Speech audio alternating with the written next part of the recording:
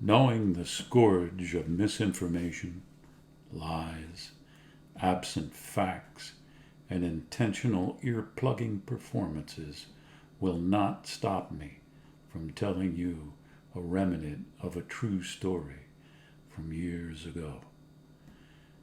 Because it has triggered in me to think about saving lives. I once knew a man who saved another person's life by stopping at their burning car. The driver was not moving, so he raced to the car, wrapped his shirt around the hot door handle, and pulled, but it did not open. So he ran to his pickup, grabbed a pry bar, came back, broke the car window, forced the door open, pulled out the dazed driver, and carried him to safety. I often imagine what I might do for the heroic man if that had been me in the burning car. How would I have expressed gratitude for him risking his life to save mine? How long would I remember him in the years to come if he called me later in his life for help? Would I? Why am I setting this up, you may wonder?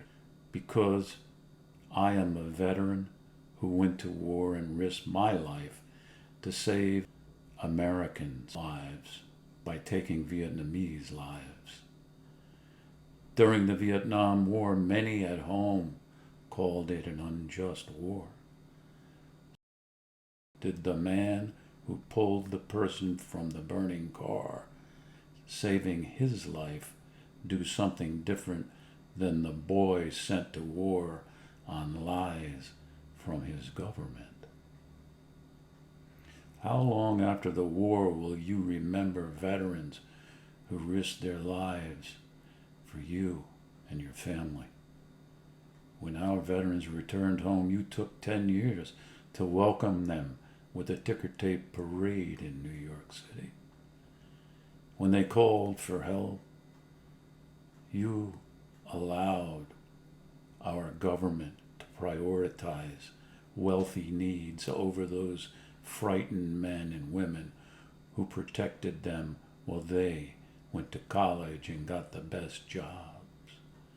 When veterans returned to a country where the protesters made them pariahs, but to the veterans, you all were that man in the burning car we'd rescued.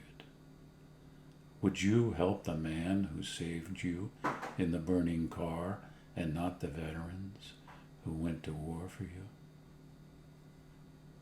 Veterans are labeled with a syndrome called PTSD, given with no diagnosis other than being a veteran.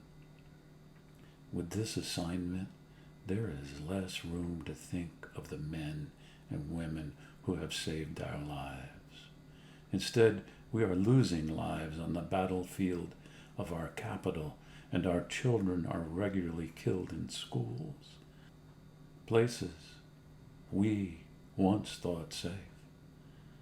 Acceptance of our government's lies about the Vietnam War paved the way for more wars, and we, the public, allowed our military to become human capital.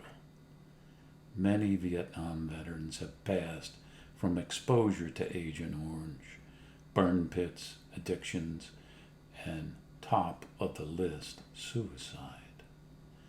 However, one of the most painful roles Vietnam vets play in society is the victim of our government role and taking no moral responsibility. A soldier's role was to protect us as citizens. This profound betrayal was and remains a moral injury that the government and leadership refuse to own.